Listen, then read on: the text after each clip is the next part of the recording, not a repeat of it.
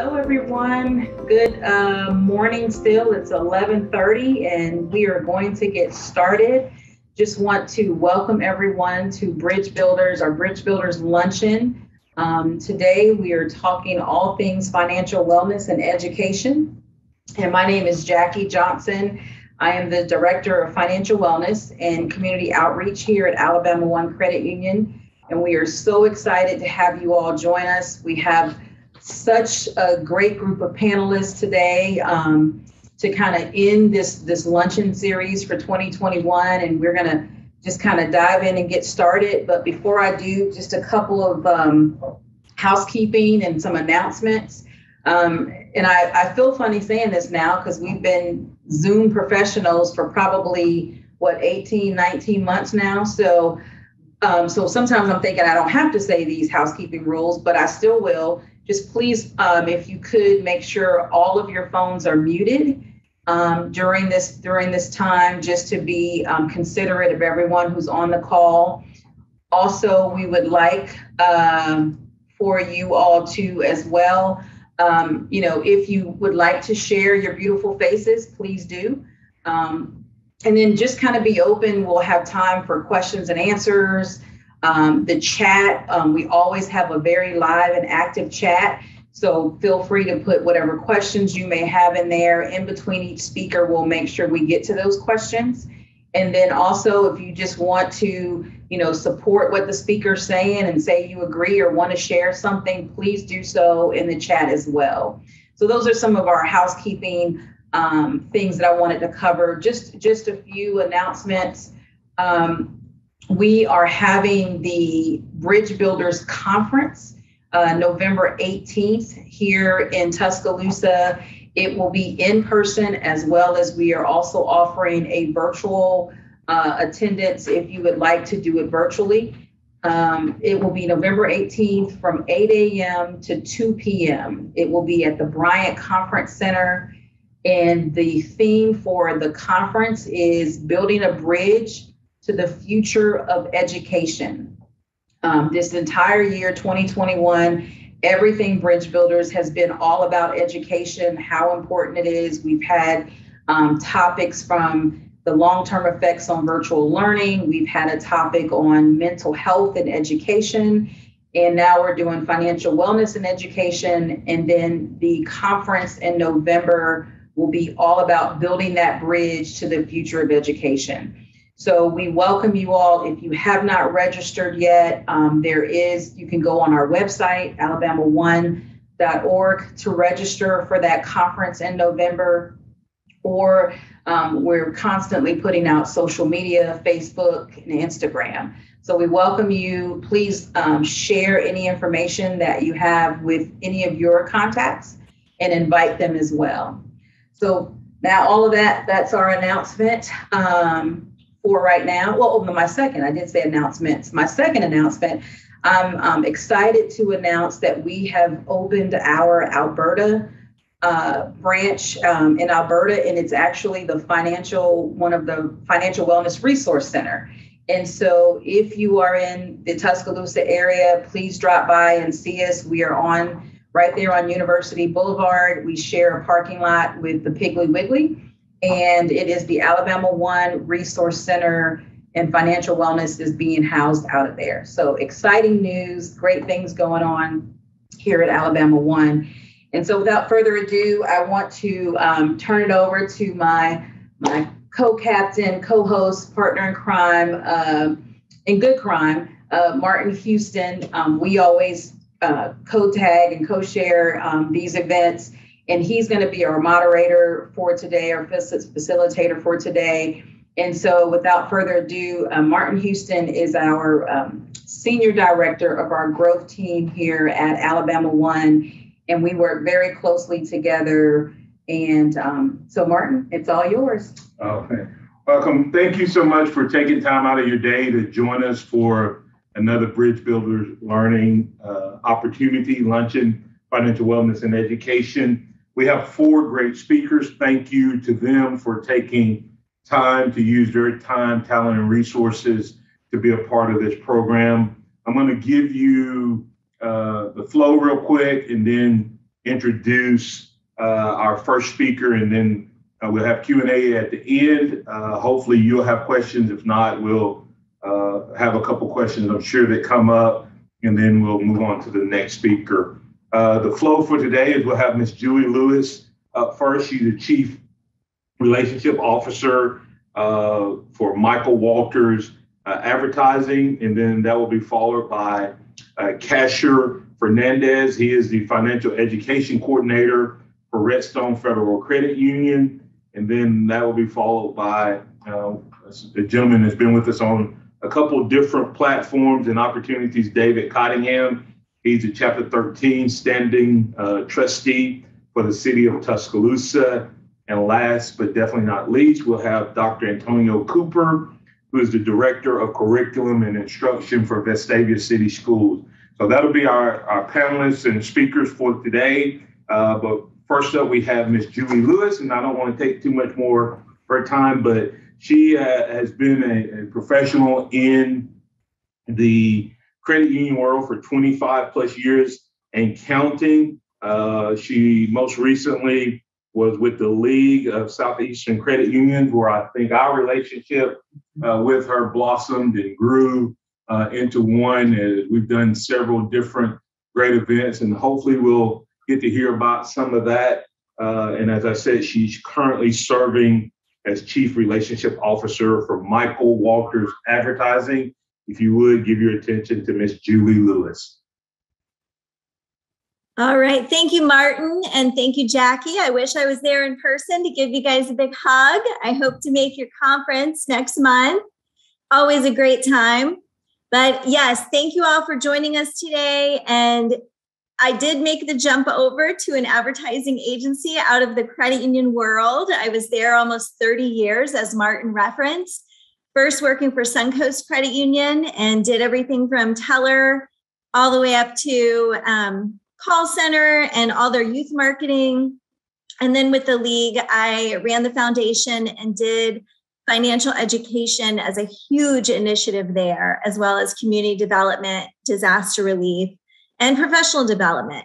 So my passion is definitely in financial education. And now in my new role, I still get to continue that passion and kind of help other agencies explain their passion and show that through their branding and through their stories that they tell.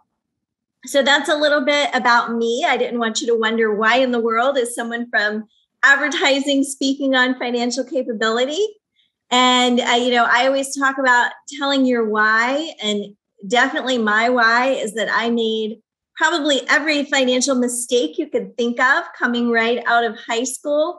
So I like to kind of use those as guides so that maybe someone else won't make the same mistakes that I did. So, and we'll get into that a little bit later. But the agency I'm with now, we are nationwide, and we provide experience through a lot of different agencies, but we do still work with credit unions as one of our core groups, and we volunteer with a lot of financial capability agencies. America Saves Week, Military Saves Month. I'm on the board for Florida Prosperity Partnership and Alabama Jumpstart and Florida Jumpstart. So very much still involved.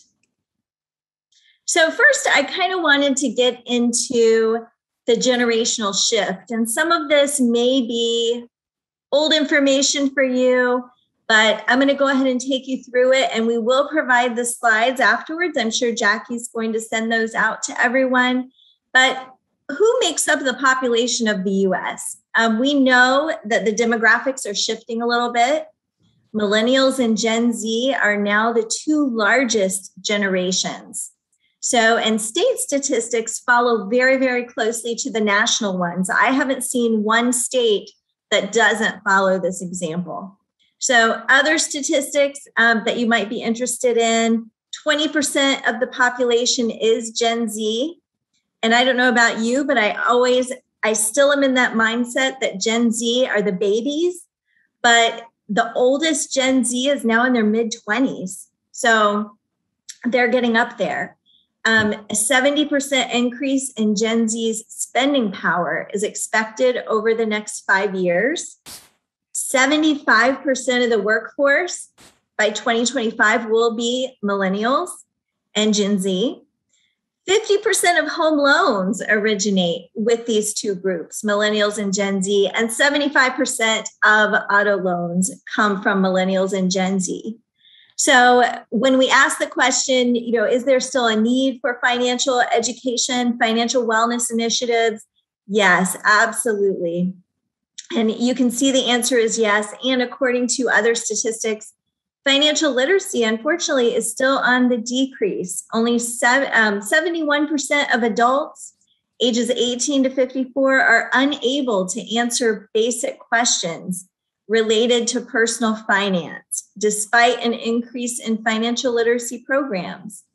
And this goes into expanding your financial literacy reach. We're going to cover 4 rules that we like to use to kind of expand the impact of your programs, whether you're with an agency, in a school, just an individual, or with a financial institution. We're going to go over 4 different rules. And if I go too long, please someone get the hook out and just grab me off the screen. I have a tendency to do that. So the result of the lack of financial literacy, coupled with the outrageous student loan debt in the country, which is second only to mortgages, is that 80% of these younger consumers are feeling stress and anxiety around their financial future. So one huge challenge that we have is the industry has been fragmented, giving younger members access to more banking service providers with less opportunity for financial guidance. A lot of things are virtual now. So we have peer-to-peer payment apps. We've got the 100% online banks like ING. A lot of companies are offering the reloadable payroll cards. I know McDonald's is a big one, and there are tons of other examples out there. But when someone gets employed by them, they give them a card, and that's what they get their paycheck on. It's great for the company. The employee thinks it's convenient for them, but think about it a little deeper. The employee is not earning interest on their paycheck. That money sits with the company that they're employed by. So they're earning the interest. And every time they take out part of their paycheck, they get charged a fee from that card. So those are not good for us or for other consumers. Also, reward cards out there. That's a challenge. A lot of people have Starbucks rewards cards, and I'm not saying anything bad about Starbucks. My daughter even has one, despite me telling her not to do that. But Starbucks actually has $1.4 billion right now in prepaid balances sitting out there. And that's bigger than a lot of credit unions and a lot of financial institutions. And then out of that, $150 million goes unused every year and right back into Starbucks pockets. And again, they're earning the interest on all of that $1.4 billion that's sitting with them right now. So it's another challenge out there. Another challenge, I went to a roundtable just last week and kind of had this epiphany that social media really can contribute to the lack of financial capability or the decrease in financial capability. Because if you think about it, everyone posts what they want people to perceive them as. The cars, the houses, the filters that give you no wrinkles. So other people think they have to live up to that. So maybe they're spending some money that they really shouldn't be spending or can't afford to spend, not knowing that behind the scenes, the person posting these, their friends posting these, can't really afford it either. So social media puts a big strain on us as well.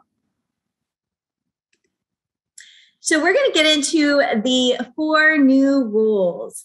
What can be done to expand the reach of your financial education programs or workshops or platforms? So rule number 1, increase awareness of your financial empowerment initiative. 51% of younger members don't know where to turn for financial guidance. So I have a quick trivia question, and I may have a little gift card that I'm going to send for someone who gets closest to this. But let me ask you to put in chat real quick. What percent of people do you think rely on friends and family for financial guidance? What percent? And we won't spend too much time on this because I know I'm on a time limit here. What percent? I see 85, 70, 75. We'll give you a few more seconds. 40%.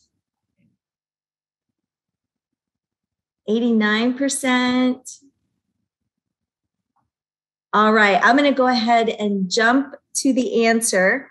This chart will kind of show us where people go. So you'll see only 38%. So I think it was Brittany that had 40%. So be sure to send me your email address, and I have a little e-gift card for you. And everyone, thanks for participating. So 38% rely on their friends and family, which is a low number. And if you think about it, a lot of times finance is pretty private within the family.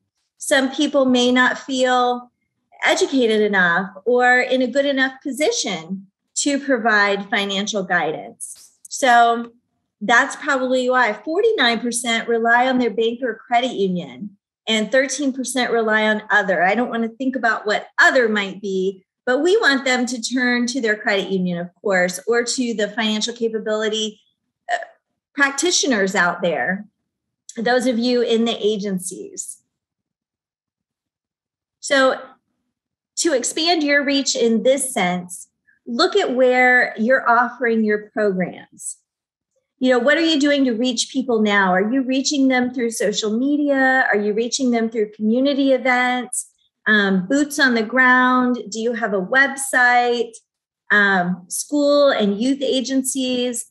Are you going to homeschool groups and talking to them? Homeschool groups are actually a growing population right now. So that's a great place to go to say, hey, we're here for you if you need any financial guidance or anything like that. So kind of use the community and network. Networking is such a big part of expanding your financial reach. The more partners we have and the more seats at the table that we can get, the more successful we're going to be.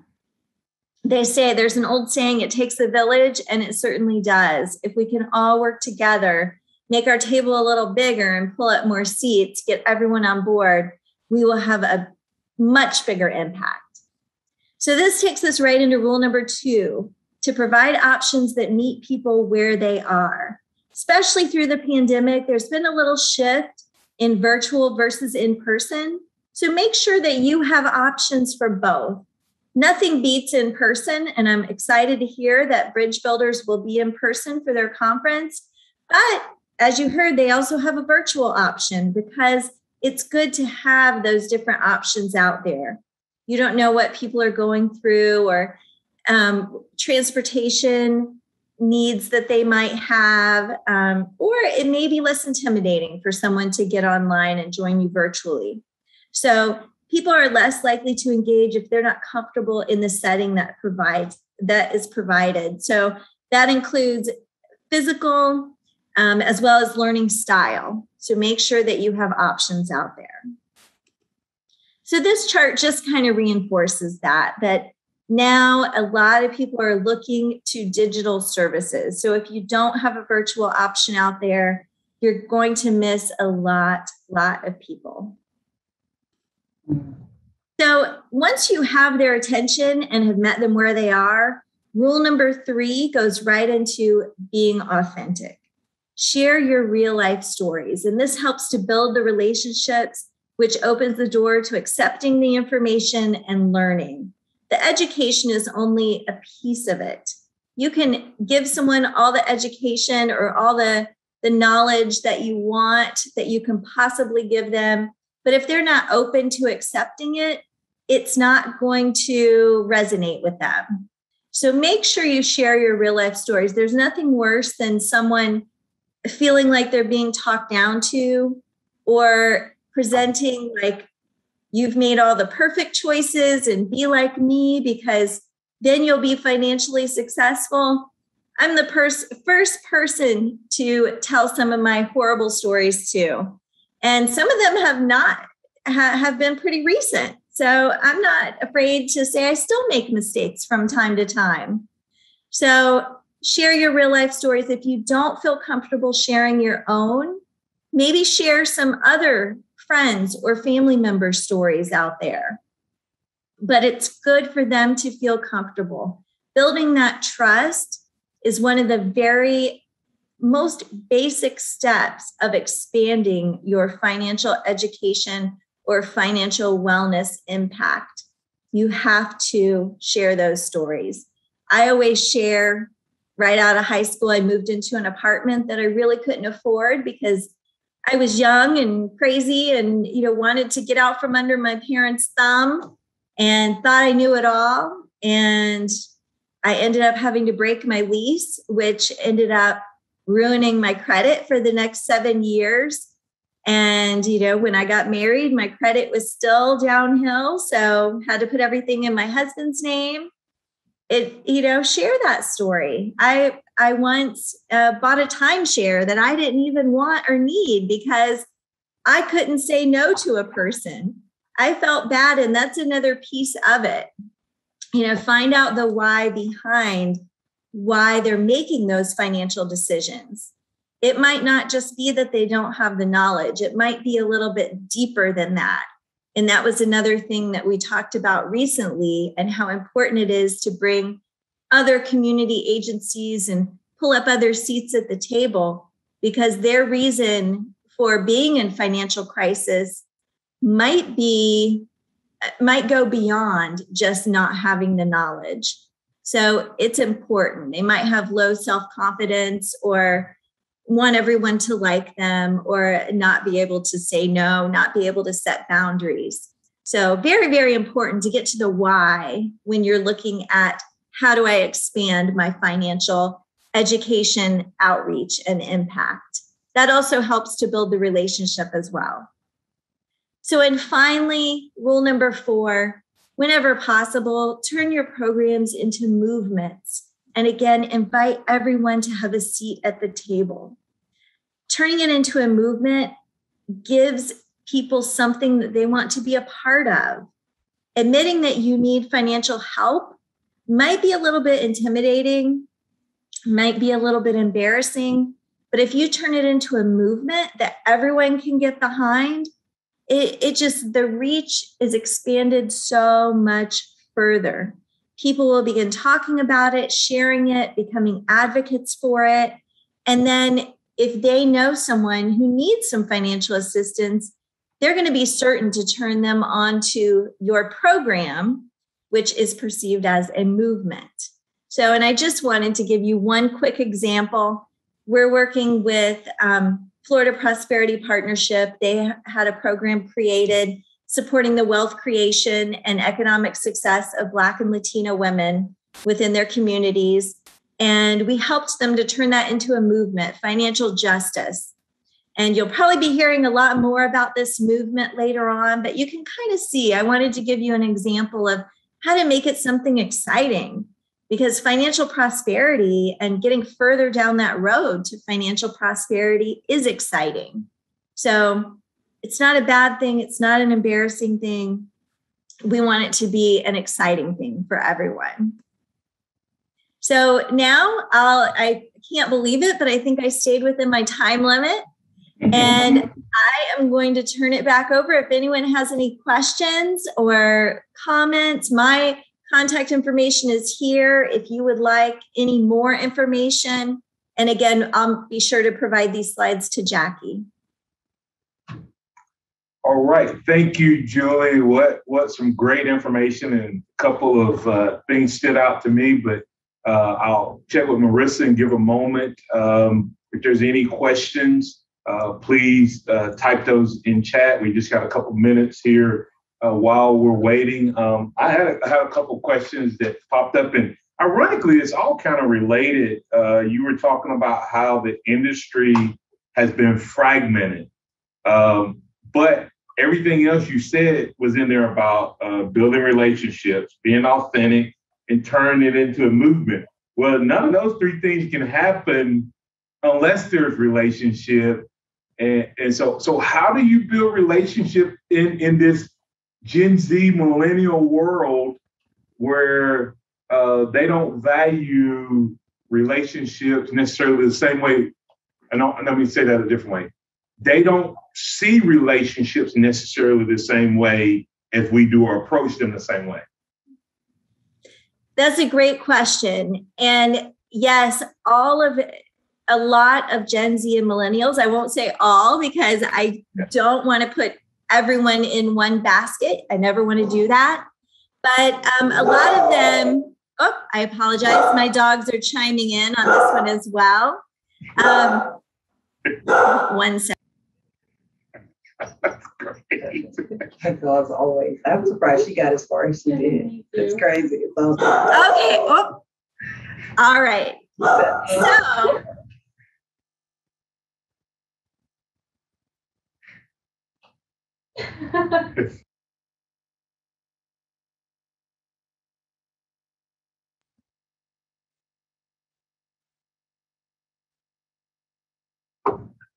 You're okay, Juli. You're fine, Juli. You're fine. Just keep going. You're fine. All right. So they go to those other payment options and other places out there because of convenience. And convenience now isn't really a priority for them. It's expected. So it's important too for companies to remember that you have to make it convenient and again, meet people where they are. And that includes having those virtual options. But the good news is younger people are still values driven. So they are looking for the convenience, but they're also looking for companies and agencies that have values and that work to better the communities that they are in. And that's what they want to be a part of.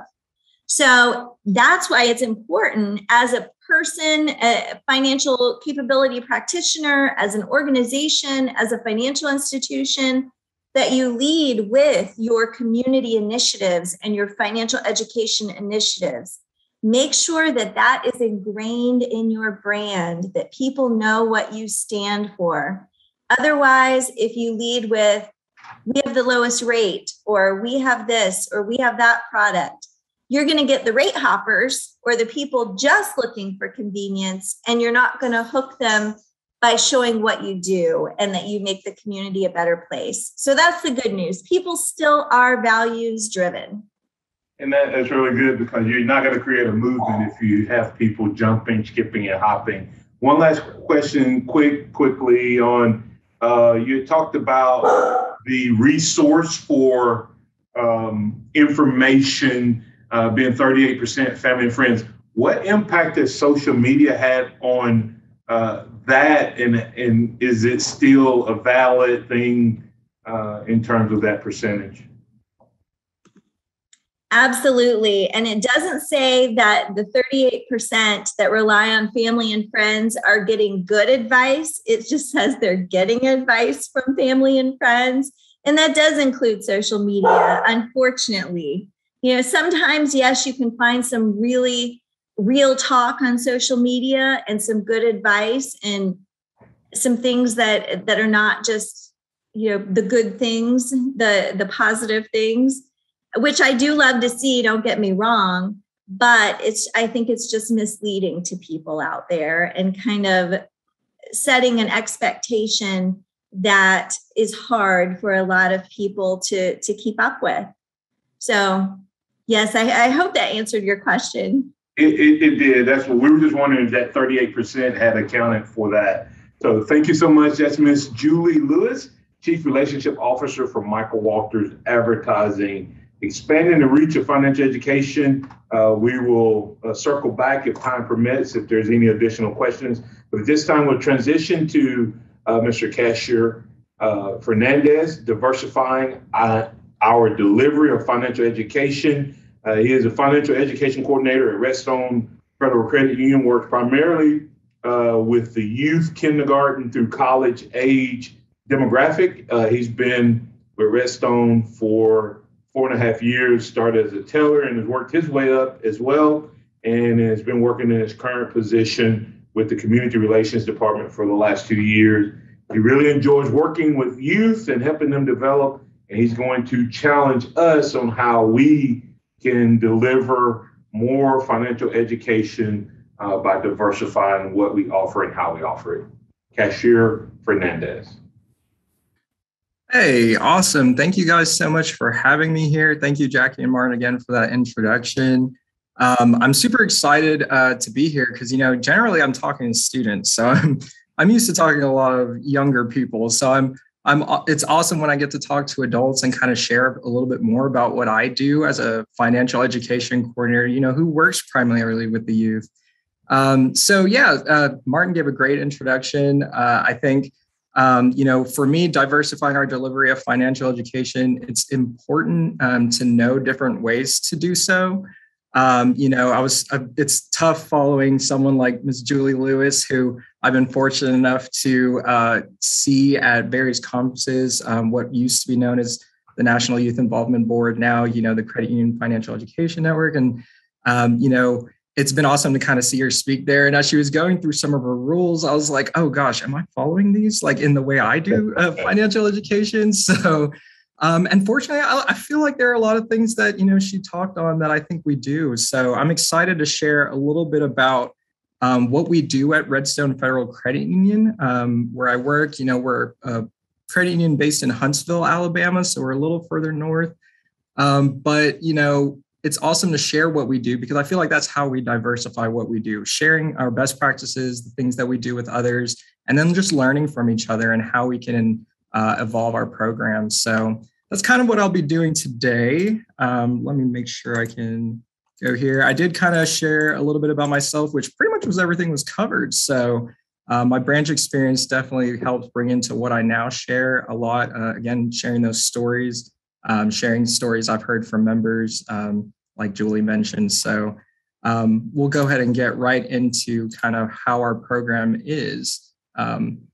Really what I like to consider us, the way we do and deliver our financial literacy and educational program is I really like the idea of us being a supplement. I love the word supplement to any established financial literacy curriculum already existing in our schools. For one thing, we know that, there's a state requirement for some financial literacy in the state of Alabama. And I know that usually takes the form of what we see as career preparedness classes, maybe typically half a semester or so, talking about personal finance. I've seen some, courses like personal finance courses also involved, but I've also been to various maybe sports marketing classes, maybe even a business marketing type thing. So I always try to say, because each class is different and because the needs are so different, I always say whatever we can do to be a supplement to that curriculum, I think is an awesome way to be able to promote financial literacy. And then we try to just do it in the most engaging and educational way we can. I'm huge on things like gamification and creating very hands-on interactive activities for our students to participate in. Because like Juli mentioned, you can mention the educational stuff, you can spout the knowledge, you can do all that as much as you want, but I like to try to find ways to reinforce it either by hands-on game or activity. Because sometimes they may not remember the educational part, but they'll remember how much fun they had playing that game. And so if we can make financial education fun, I think it makes it a little bit more memorable in the long run. And then, ultimately we like to try and serve as connectors to not only our credit union resources, but just other resources in the community.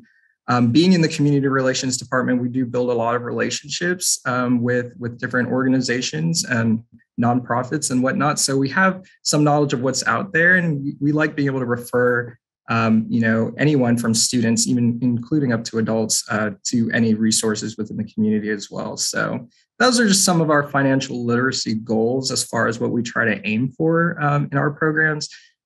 So I'll kind of just jump into a little bit of how we do that through some examples. So I'll primarily be sticking to school students and whatnot, since that's primarily what I work with. But as far as some examples for like the elementary level, we do many different things. One of the things I've created for our elementary students are, we call them save, spend, share stations. I throw an earning station in there because, right, how can we save, spend, or share our money if we don't have necessarily a way to earn it?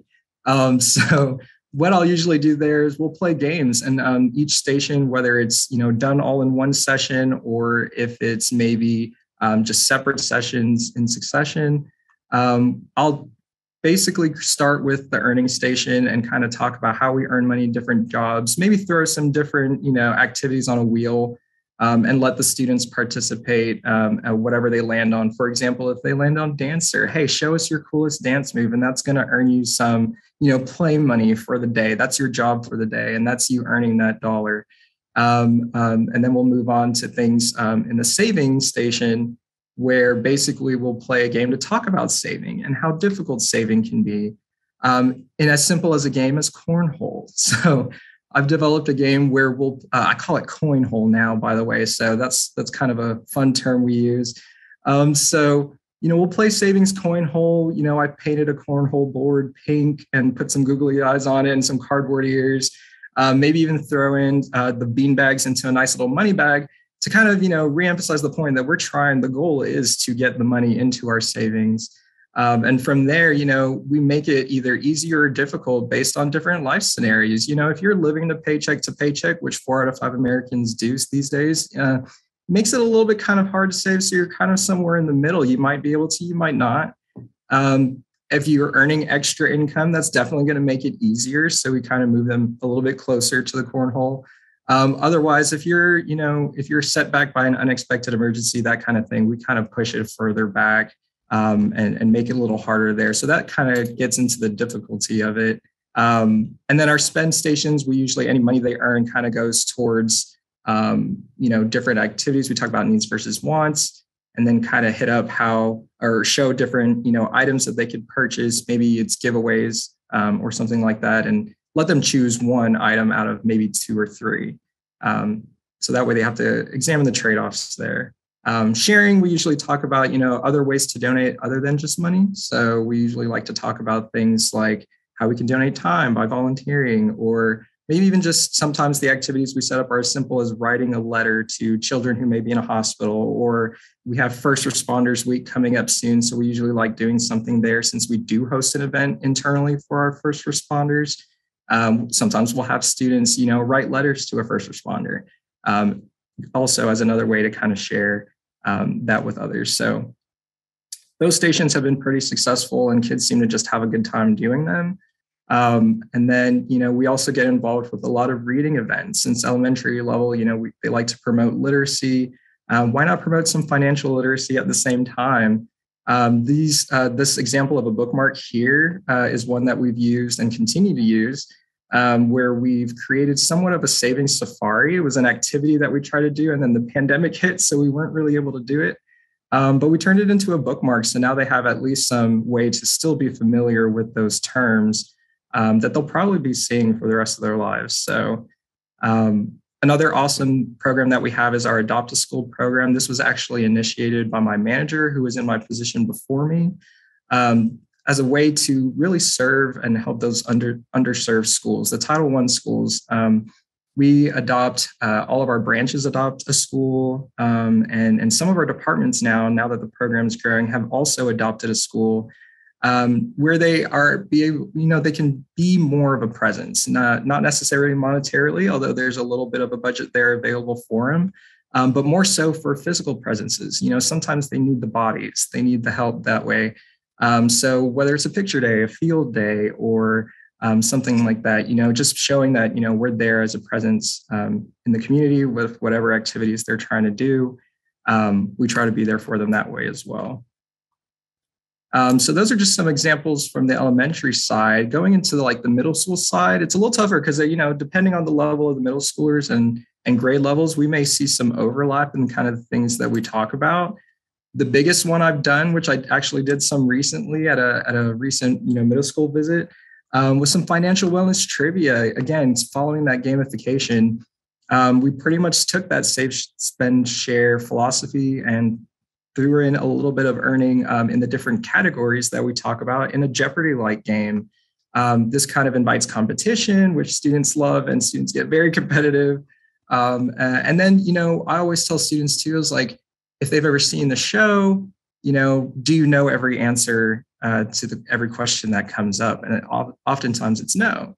But then I'm like, do you learn, once you see what the answer is? And a lot of times they're like, yes, they'll remember something because of that gaming aspect. So that's kind of how we do it here. We'll throw up a question, usually multiple choice, take turns picking categories. But then once the answer is revealed, we'll have a slide and kind of talk about it. So it allows us to discuss along the way whether they know the answer or not.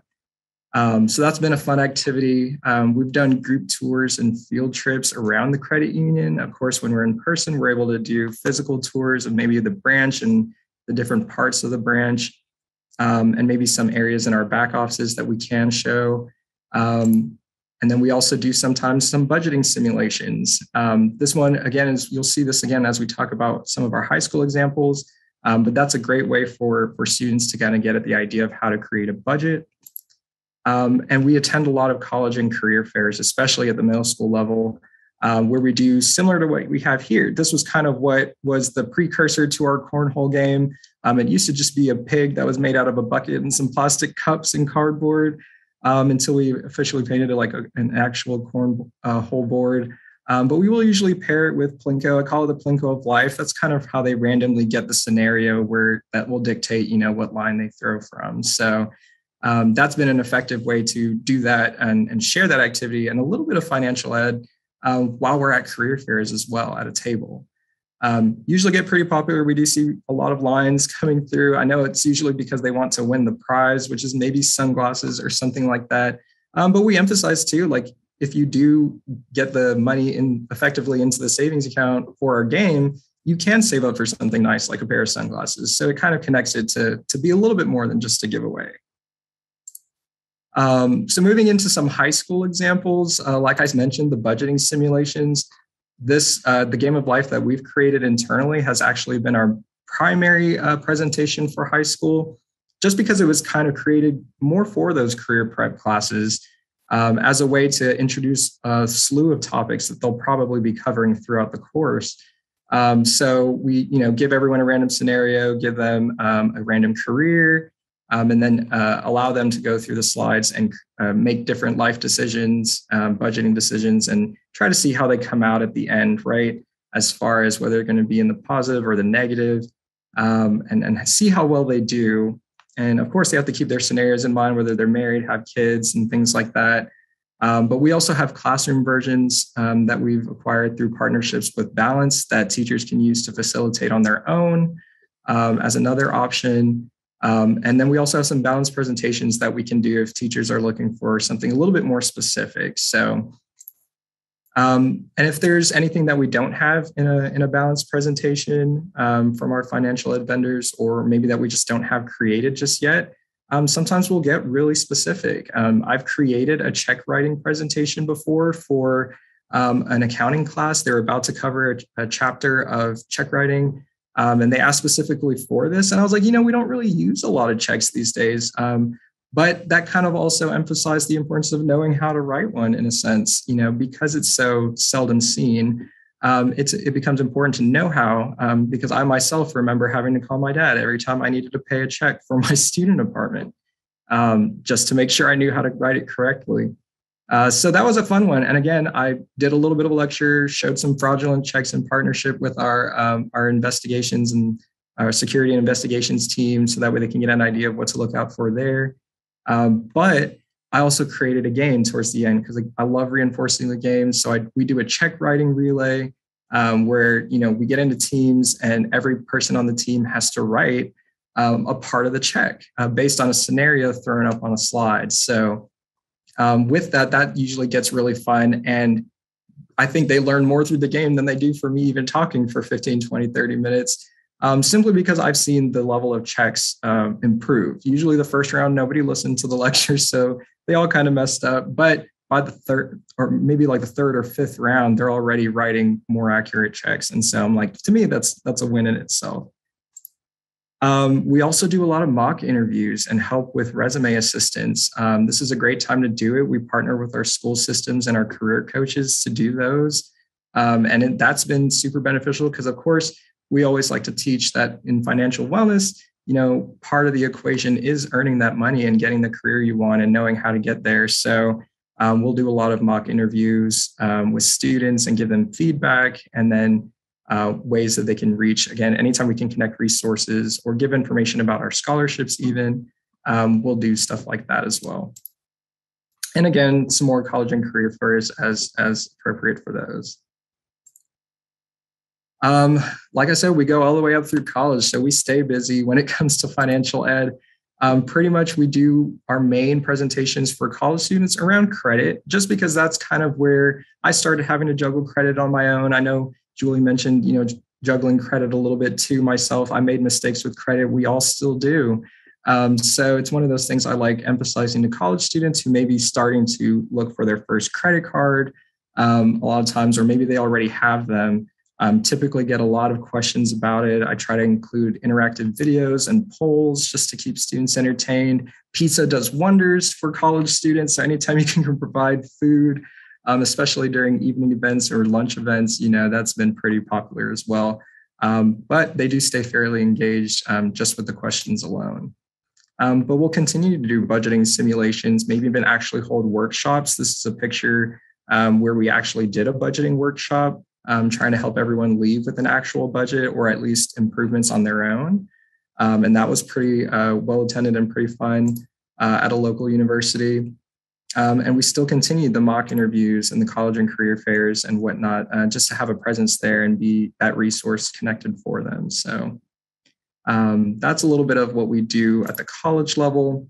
But again, like Julie said, the pandemic changed a lot of what we do and how we do things. So we've transitioned into a lot of pre-recorded videos, pre-recording our presentations and sharing them in online platforms, whatever the schools may be using. Virtual calls from Zoom to Microsoft Teams. This one was actually interesting. We started sharing financial tips. We call them financial sips and tips internally, just to our employees. And that actually, the traction that got and the engagement we saw there actually evolved into us doing financial education videos. We call them Taco Tuesdays. We would post them on Tuesdays, both internally and on social media. Again, trying to go to where people are, and a lot of people, of course, are on social media. So we post these on Facebook and Instagram, roughly 2 to 3 minutes, just kind of talking about a quick tip. Again, we try to be fun. We try to be engaging. Share a little bit of financial education, and encourage them to feel comfortable to, reach out to us for more specific questions. And then, again, our branch tours that couldn't be conducted in person any longer, we've, changed into video interviews with employees in different areas, whether it's an area specific department or maybe even just like an entire branch and all the employees in a branch. So again, trying to find different ways to reach out with that financial education, especially with all the changes. But it's actually helped improve our program to where, like Julie said, trying to keep both options available. And it's changed how we plan to implement a lot of this stuff. Right now, we're actually currently working on changing our social media videos, where we're sharing those tips, those Taco Tuesday videos, into more like shorter TikTok style videos that are rewatchable, that are quick and easy to see. So we've actually implemented that, and that's been started up. We're also looking at doing things from different kinds of implementing, classroom economics in elementary classrooms. That was something I remember seeing from, conferences that I've been to. And then, trying to set that up as a way to, teach students like a little bit about the economy, how they earn money for doing good deeds and maybe extra chores in the classroom, to paying fines for, behavioral issues or something like that. And then, including financial literacy books as we continue to promote actual literacy as well. We're also working on, things like a modular workbook for, especially for high school level, where we can, instead of just having mostly one presentation or these one-offs, we can do a series of classes if you'd like us to come in, or it can still be a one-off presentation by pulling just one module out of that book. So that's something that's also in the works. And then, because college students, as we get into that adulthood age, our young adults, we start seeing huge, vast differences in the needs and specifics of the student to student kind of thing. So we're looking at trying to do some one-on-one coaching as well. We all got CUNA certified for certified financial counseling. So that way we can be able to do stuff like that. So that's something that's in the works as well. And we hope to implement along with a bunch of other things. So, it'd be too much to fit on one PowerPoint slide. But overall, we always appreciate, getting the chance to share what we do, or at least a little bit about what we do, so we can hopefully encourage others to try and use some of those same tactics, and maybe, even hear different suggestions about how we can improve what we're doing. So if you have questions, or if you have comments or suggestions about our program, or how we can improve ours, or how you can improve yours, or how, parents and other businesses can get involved as well, I'm always all ears for that. So just thank you guys for letting me be here and share that with you. Kaeshier, that was really, really awesome. Thank you, Kaeshier, for that information. And hopefully as individual parents, and of course, I know Alabama One, we're listening and learning and growing as a result of that. Due to time, we're going to save any questions or comments that we may have for you. So if you would stay tuned to the end, Sure. We're going to go ahead and transition to our next speaker, Mr. David Cottingham. He's a Chapter 13 standing trustee located in the city of Tuscaloosa, serving West Alabama. Has been practiced law since in Tuscaloosa, Northport for 8 years, and in July of 1996, he was appointed as the Chapter 13 standing trustee for the Northern District of Alabama, and he's of course serves as the CFO for Harvest Church, and has been a welcome part of what we've done with Bridge Builders on the luncheons and the conference. So he is going to talk with us and give us a few words of wisdom in finance. Thank you, Martin, for that great introduction, and for Jackie for organizing this, and just Juli and Kaeshier for your talk was very, very good. It's good for me to see other people talking about and implementing things that I've been implementing in the process of financial wellness for our West Alabama area for some time now. As Martin said, I took over as trustee in 1996. If you don't know what that is, Chapter 13 bankruptcy is a way for people to reorganize their finances and pay back their debt. It's not like Chapter 7 where you give up everything and start over and discharge, but you pay back your debt and try to establish yourself over a plan that lasts up to 3 to 5 years. And so we started that in 1996. I became aware quickly right after becoming Chapter 13 trustee, listening to some of the banks and the credit unions at that time that would appear at my 341 meetings, that there was a financial education void in the West Alabama area, and that we needed to ramp that up. So shortly after becoming a trustee, I started a debtor education program where I taught some of the same concepts that Juli and Kaeshier just spoke about, the same things that I teach still today, and was able to do that up until 2005.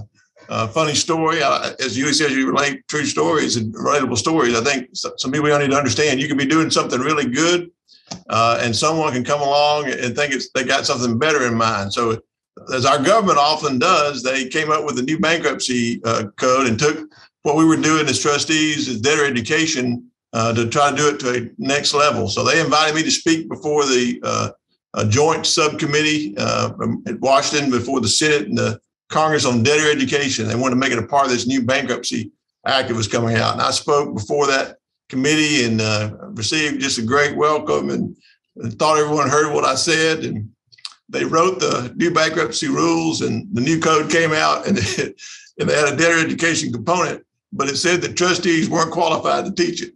So we all got a big laugh out of that. The program that we had started, we were no longer qualified to teach. And as you often know, what it became was not really an education program at all. It became a cottage industry for someone to make money. We call it a ticket in and a ticket out. They have to go through a financial class to get in. It's a video. It's a Zoom class. It takes about 5 minutes of 3 clicks, and you get in. And then when you get out, you watch a video. So that happened in 2005. Well, about the same time I was invited to speak at other conferences, I met and heard Judge John Ninfo speak. He was from New York City, and he had a passion for financial wellness and financial education of young people. So I said, well, if I'm not qualified to teach these debtors that I've been teaching all along, I'll take that and I'll turn it in and focus it into teaching in high schools and college age kids. And what we found there, it was really a need. And I think what you're doing with the credit unions, all the programs I'm aware of, especially what Jackie does, I'm very familiar with at Alabama One, is greatly needed in our, at least in the Western Division, where I'm over 7 counties in West Alabama. And so what we did, we started going in through the CARE program and started with high school seniors, and we started going into colleges. And I've had the privilege of speaking in almost every high school in Tuscaloosa, West Alabama area. We have lawyers that sign up to go in and speak as well. The pandemic kind of stopped us going into the schools last year. We've had to readapt. And so the National CARE program came up with some great curriculum and Zoom meetings and that sort of thing that we could use. Just like everyone else, we've transitioned to doing that. But what we do is we try to go into the schools and we try to teach, a financial wellness that revolves around making wise decisions. And we tell a lot of what Juli spoke about. We tell a lot of stories about our decisions that weren't so wise. I think everybody listening today has had a unwise decision that you made, and down the road it hurt you or harmed you financially. And so we talk about that. But what I want to share with you today is a little bit of what I would speak, because I believe this is something that you need to translate down to your members. I believe if you can do this, and what Juli spoke about, what Kaeshier was talking about, they're doing that. And if you can do these things, I think it makes a big, big difference. We were seeing great statistics out of what we were doing with the debtor education, people coming out and starting with a fresh start and actually doing better and doing better on their finances. And what we began to see as we started teaching in these schools, we're seeing some really good development of a basic learning of financial education. And I don't know if you realize it or not, but there is a void out there for our young people. And I think back on me personally, I had the privilege of being mentored by an Uncle Bud. And my Uncle Bud was in that 1.75 million on that scale that Juli showed us, in the oldest population that he lived through the Depression. And so Uncle Bud taught me, the greatest advice he ever gave me was teach me what my philosophy of money was and what the value of money is. And so as I get to the end of this, I want to tell you that the most important thing that you can translate to your members is to help them to identify their philosophy of money, because that's what's either going to help them save or it'll hurt them in the long run to get off their plan. And so I think that's important. What we try to do is in teaching the value of money is to teach the wisdom in making decisions between what your wants are and what your needs are down the road. And we try to go in and we speak to it. Everything we speak on is to have a plan. When we started this, a financial plan, when we started this, less than 10% of the population of the United States had a written down financial plan. And you would think that it had gone up during this time, but a recent 2014 survey showed that it had actually gone down, that now less than 8% of the population has a financial plan written down that they follow on a day-by-day basis. And so we try to show, and what we try to do is to try to show how to put a financial plan together. And I know that in your organizations, you have that in your financial wellness component, a budget. And I think that's very important. Most of the people don't understand what a budget is, and especially kids coming out today don't understand what a budget is. One of the problems we have today is that we live in what I call a microwave society. Everybody wants what they want, and they want it now. And so kids are coming out of high school and coming out of college with the idea they want what their parents have worked 30 years to get, but they want it now. And believe me, what I know to be true from this sitting on this side of the bench where I judge these cases in bankruptcy, and I'm not talking about your financial institution, but there are financial institutions right now out there that I call predatory lenders that will enable people to get what they want now. And it would be a disastrous financial plan for them. And there are people that are following that today, young people, old people alike. So what we have to do as educators, and I I consider myself to be an educator because I want to educate people on the wise use of credit and the wise use of budgeting and planning. I hope all of you do as well. What we have to do is we got to translate the information to everyone to let them know that making smart decisions now will pay off big dividends later. And I think doing it in the schools, as we're talking about today, is the way to do it. Doing it with your members and having, as Juli says, a relationship, a one-on-one relationship where you share your stories with them is the way to go. When I go in and speak in a class, I go in and I share stories about me that they can relate to. Funny stories of things that I messed up on and made mistakes on, and some positive stories of how things I did right and how it turned out right. That's what people want to hear. They want to hear authentic stories of, hey, how can I get out of what I'm in, or how can I avoid getting in that pitfall? And that's what we try to do. So basically start with the idea of determining what their wants and needs are. Help your members to sit down and write out needs. And you gear them toward the food, clothing, and shelter that we all know we have to have to function, that the needs are what you have to have to function. But don't let them forget about their wants. Have their wants written down so that they will become their goals. And those goals need to be something that they can have there to work toward. And we try to translate to everyone that there needs to be a SMART goal. And we use the acronym SMART for specific, measurable, attainable, relevant, and time-related. And what I have to, when they leave my class, if it doesn't measure up against those SMART goals, then take it off your list. It's not something you want to work toward. And we make sure that everyone understands how you do that when you set your goals. So every person needs to understand that when they write a plan for their budget, the budget needs to pay your needs first and save for your wants. And that's where your goals become your savings there. But then also every member needs to realize that there are things in society today that I've talked about, such as predatory lending and other things that will get you off your plan. And two of the major things that will get you off your plan is advertising and impulse buying. And those are the things we talk about in our talks. If you can translate that to your members, it will save them a long run. But the final thing and the most important thing is your philosophy of money. And I'm going to take just my last few minutes here to talk about that philosophy of money. What Uncle Bud instilled into me was that philosophy of money, to understand what it was. And he said, everyone's different. And this is the way I explain it to kids, and I think it still works today. You take the person who has the most money in America, no matter who it is, whoever it used to be Bill Gates in my day. I think maybe Jeff Bezos or somebody else. You put them on this spectrum over here with the most money. And you take the guy or the lady who has the least money in America and put them over here. That's the spectrum of having the most and having nothing. Along that spectrum, every one of us finds ourselves along that spectrum somewhere. Every one of us, no matter whether you're a high school student or you've been working for 30 years and you're in a job, you're somewhere on that spectrum. Where you are on that spectrum determines what your philosophy of money is. And the only thing that I can break it down for philosophy of money is what the definition is, what you think money will do for you, what you think about money and what you think it will do for you. For example, if you take a $100 bill and give it to the richest man in the world, he'll spend that money one way. But you take a $100 bill and give it to the poorest man in the world, and he'll spend that money an absolutely different way. See, what's the wants and needs become clear when you realize where you are and identify yourself on that spectrum.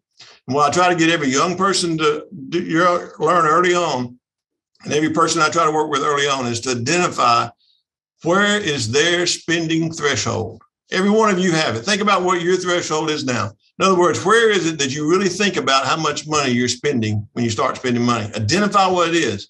Is it $50? Is it $100? Is it $1,000?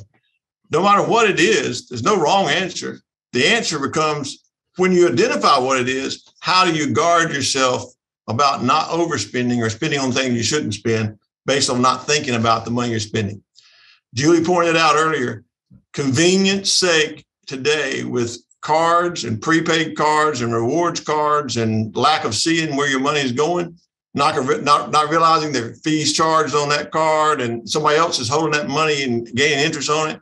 You don't realize how much you're spending.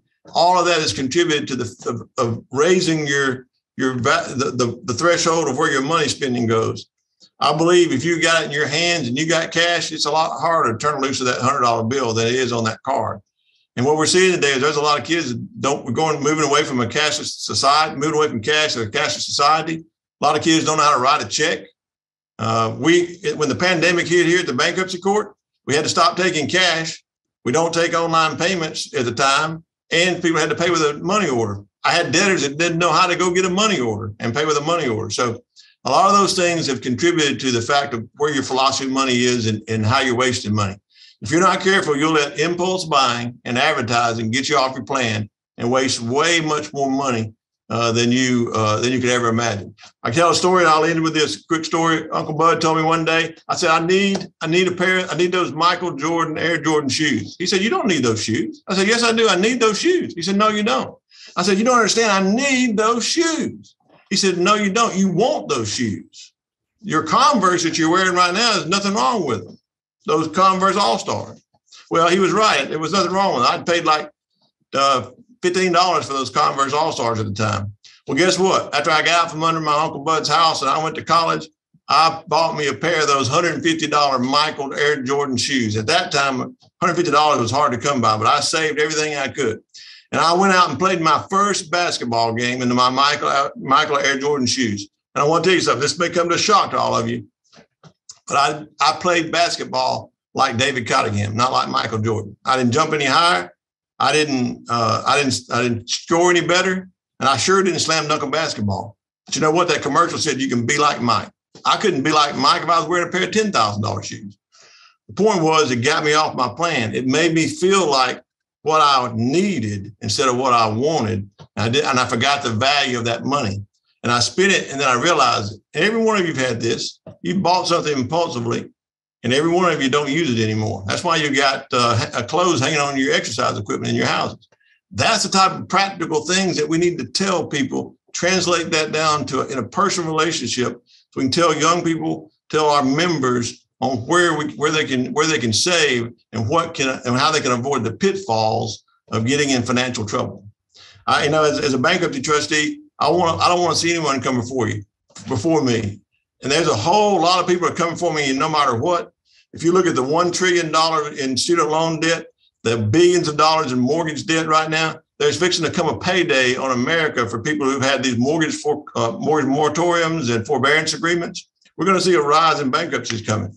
I got plenty of business. I want to try to save the people who are just not spending wisely to make a difference so that they don't end up in my court as well. And I think all of you want the same thing, to help with financial wellness so that people can really get ahead in our society today and not start off behind.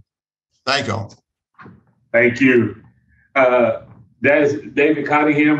What a great insight. And be like Mike. Yeah. That sold quite a few shoes, but there's only one Michael Jordan. But all of us can have our own philosophy on money, and we should. We're going to, once again, just due to time, we're going to move to the next speaker, but hold any questions. Please continue to send those questions, and we'll wrap them up at the end. At this time, we're going to move to Dr. Antonio Cooper Jr., born and raised in Birmingham, Alabama, and a product of a single parent home, but he has managed to buck, kick, destroy, tear down, run through, whatever you want to call it, every typical stereotype of being a young Black male growing up in that situation, in those circumstances, and has been determined to be a difference maker. He attended Alcorn State, HBCU, on a full athletic scholarship, and earned his bachelor's degree in elementary education and an MS in guidance counseling. Professionally, he served in numerous roles, and I'm not going to take too much of his time, but served our community, Tuscaloosa County, very well as a professor principal, and also as part of the county board, but now is part of one of the nation's, not just the state's top program, but the nation's top education program as director of curriculum and instruction. And Dr. Cooper is going to talk to us about preparing for a financially sound future. Dr. Cooper, take it away. Good afternoon, and I will go ahead and share my screen.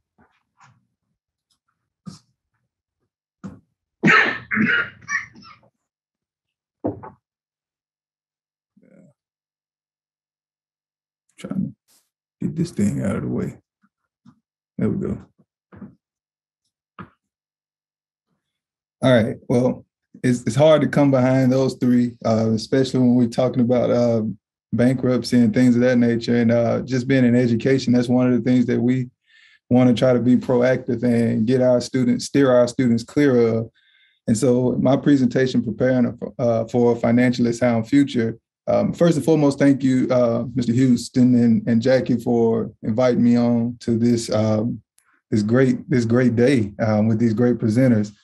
And when I get into thinking about, financially sound future and financial literacy, two quotes come to mind right off the bat. And one of them is by Dr. Benjamin Elijah Mays. And yes, leave it to an educator to bring in quotes into a presentation. But Dr. Mays, which was actually repeated by Dr. King, Martin Luther King Jr. later on, said that he who starts behind in a race, in the great race of life, must forever remain behind or run faster than the man in front. And as educators, when we're looking at this quote, in reference to financial literacy, it's our job to make sure that we're allowing equal access and equity in all of our academia and academic programs, especially when we're talking about financial literacy. If we can establish all of a good foundation, a sound foundation in finances for all of our students before we allow them to leave our campuses as far as being high school graduates, we feel like they'll have a good leg up on the great race of life as they continue to move on. And another quote is by Frederick Douglass: "It is easier to build strong children than to repair broken men." And I think Mr. Cottingham, that's his business right now, is to repair broken people. And as far as the bankruptcy is concerned, and we don't want anybody to be financially broken, which is broke.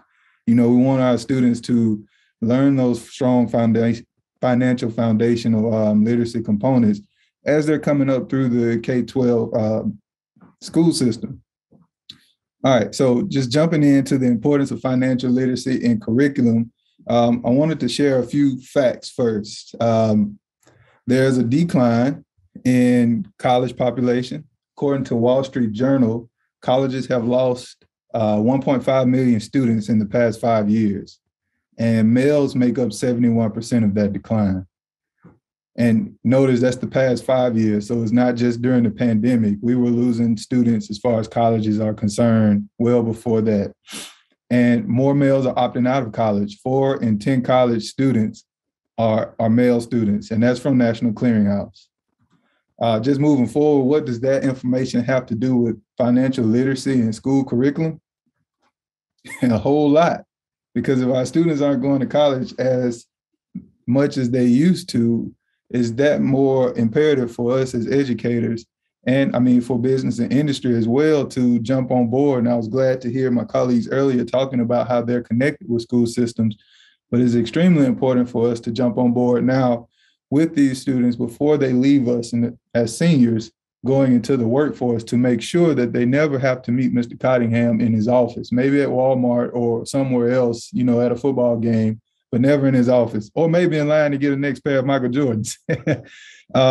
But yes, it's our job to make sure that we are preparing them and providing all of the information that we can. And I like the examples used earlier about make it real. With the students that are in school now, that's the whole thing. They don't care what you know until they know that you care. And I know that's been thrown around a lot, the last 5, 10, 15, 20 years in education, but it is extremely vital now.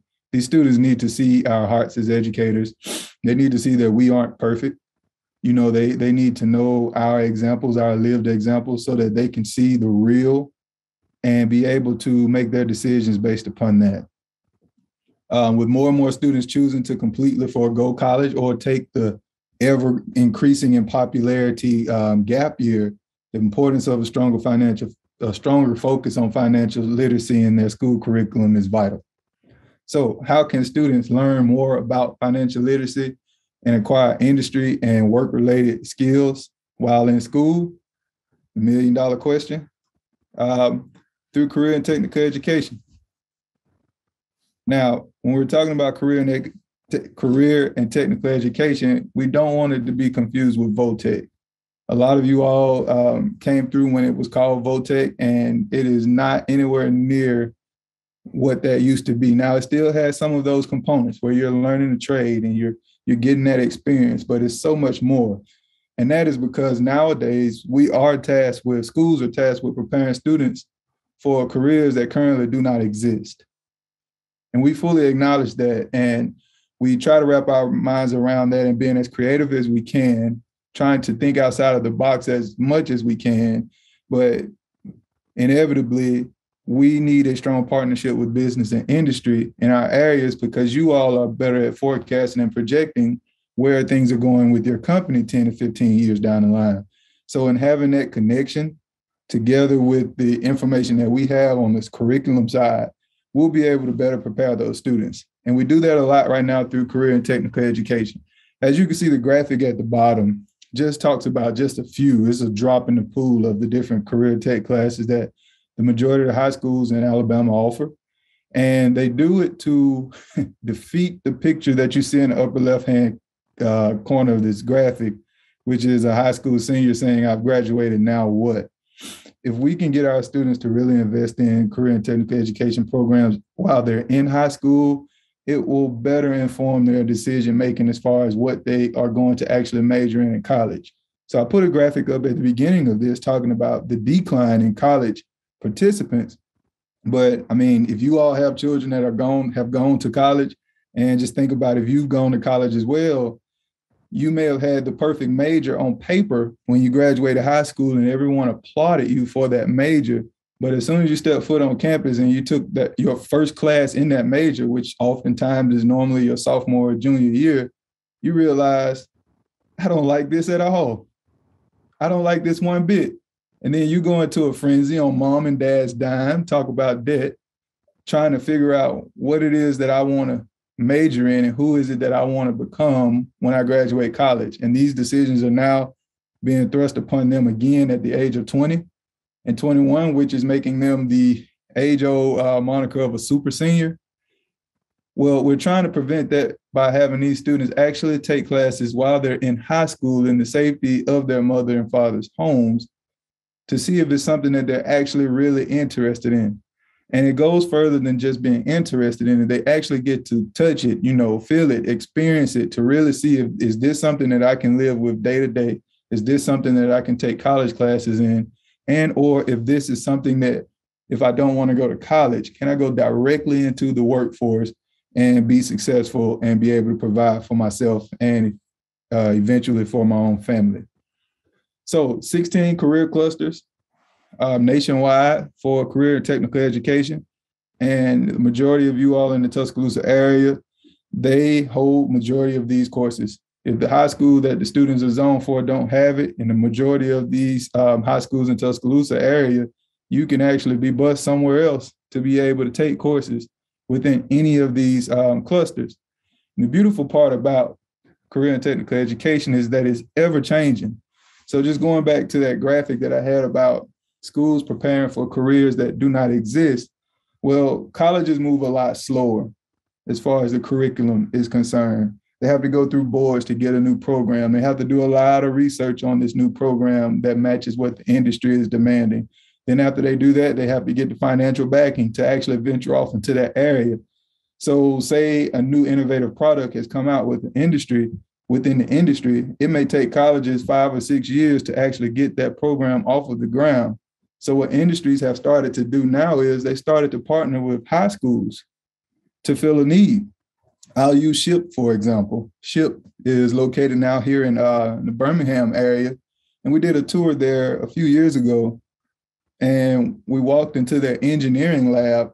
And in SHIP's engineering lab, they had 2 engineers there. Now, the unique part about it is that one of the engineers was clearly in his early 20s, whereas the other one was in their mid 30s. After we left out of the room, our tour guide asked us the hard question of which one of them graduated from grad school at MIT with a master's and a specialist in engineering, and which one of them just graduated from high school. Well, that was obviously apparent. And they both were making the same salary. Why? because the type of engineering that was going on that SHIP needed hadn't really been taught in college yet. They were learning it as they went along. So SHIP has now partnered with a lot of local high schools to be able to teach those students the type of engineering and engineers that they need, so that when they graduate high school, they can go directly into workforce and industry and make probably more than all of us are making on here. And, that's just a small example that's going on all across the state of Alabama. It's going on in Tuscaloosa. I mean, Mercedes just got the new electric battery plant.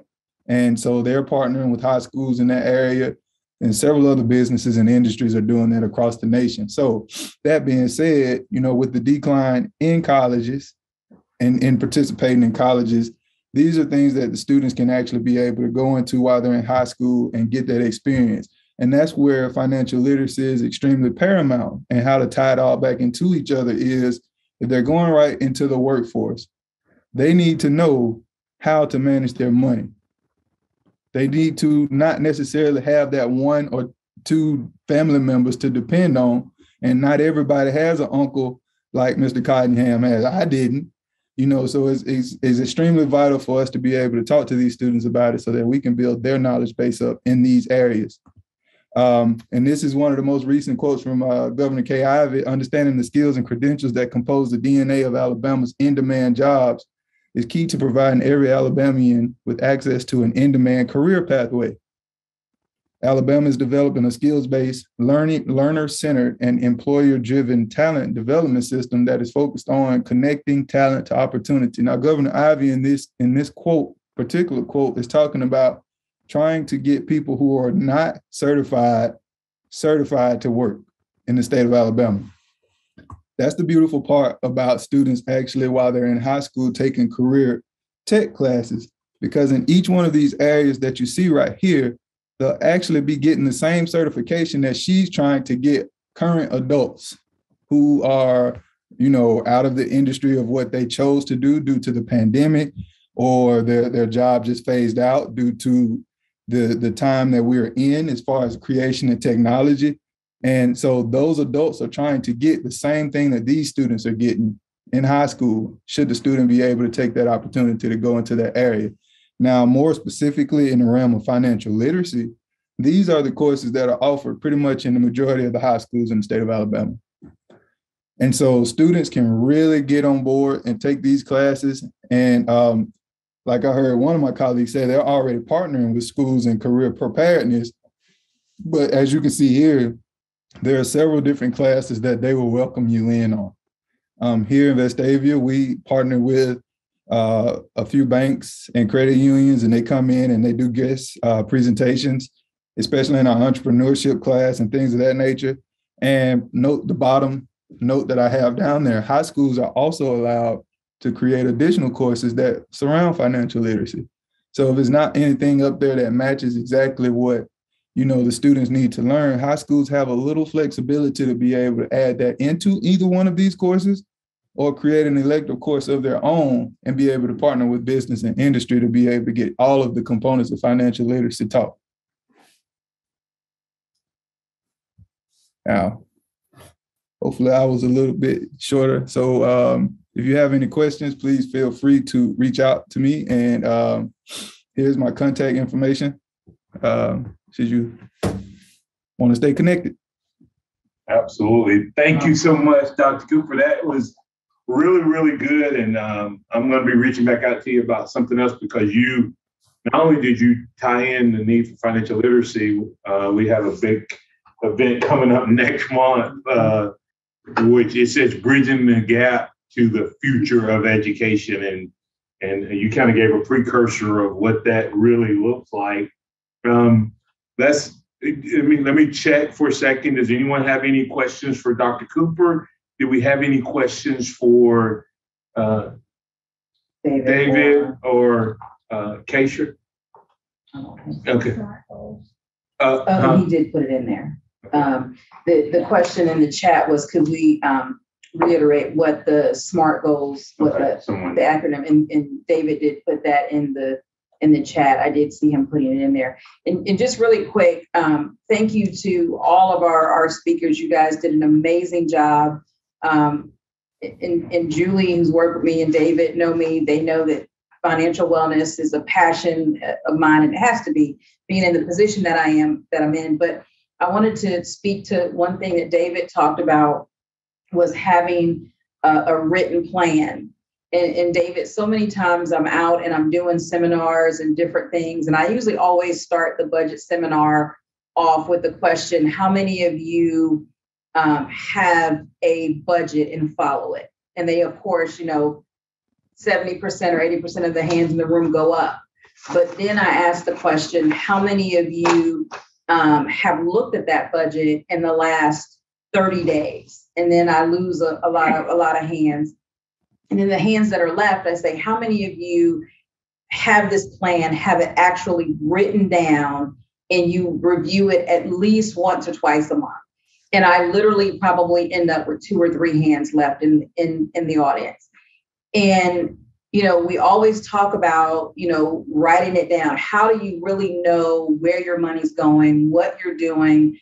And if you're even saving, if you don't have it written down. And so for those of you that are on the call today, I'll say to you as well, if you don't have a written plan, then I promise you, you're losing money somewhere. And there's better ways for you to save and better ways for you to manage those needs better. So that was just that one takeaway from there. And then, Kaeshier, when you were talking and showing all of your programs, I speak often with Nathan there at Redstone. You guys do an amazing job. And one of the things I want you all to know, yes, we do. We have some of the similar programs that Redstone has, but the beauty of our partnership is that we share best practices and we help each other so that we can expand our reach even greater. So we learn from each other, and we do that. And Juli, when Juli was attached to the league, that was one of the things she always shared with us as well. So this is not a fight that we can win being a solo act. We have to come together, figure out what we need to do, speak to David, who's on the total opposite end of education as far as the students, but trying not to get them to David, and then working with Dr. Cooper in his level of expertise.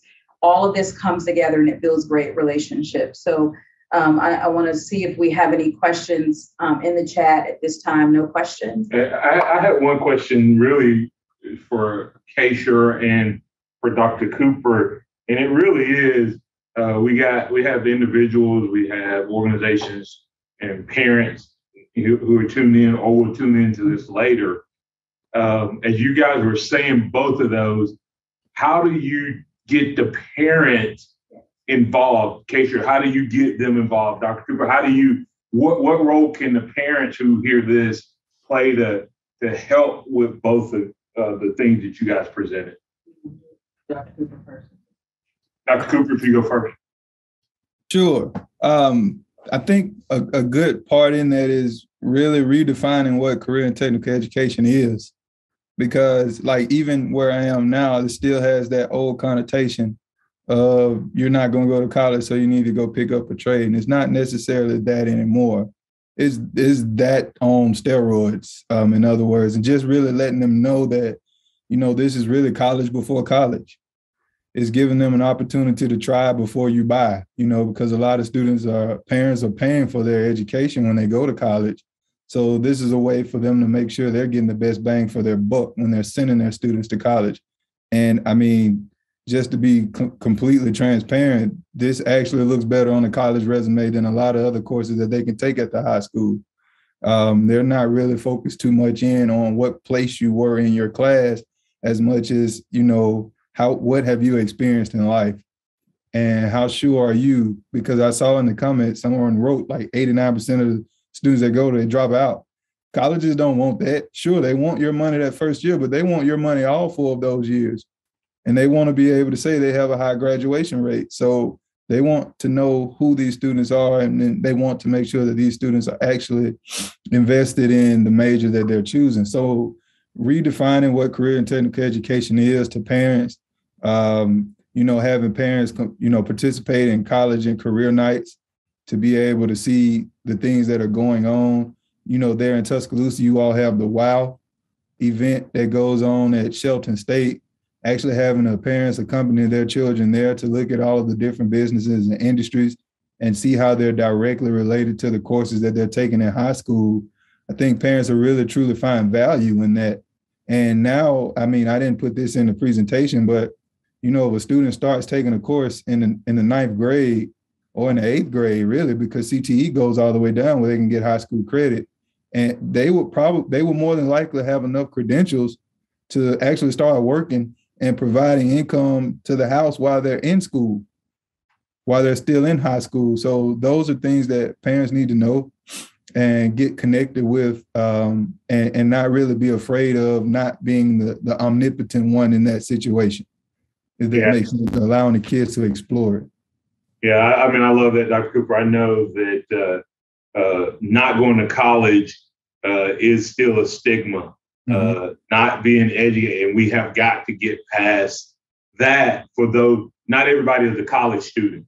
For those who it is, it's great, but for so many others, and to know that there's so much more to offer is a great resource. So we need to educate parents and society on how much employers are looking for straight out of high school. Kaeshier, I'll let you respond and then we'll wrap things up.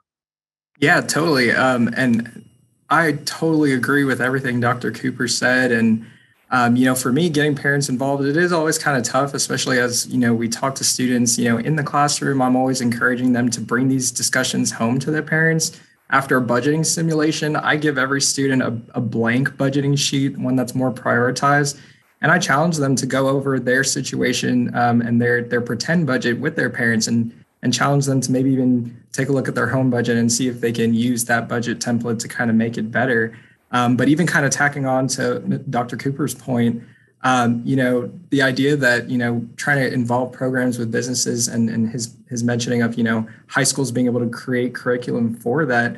Jackie, you mentioned Nathan. I do have to give a huge shout out to my colleague Nathan and his team over here.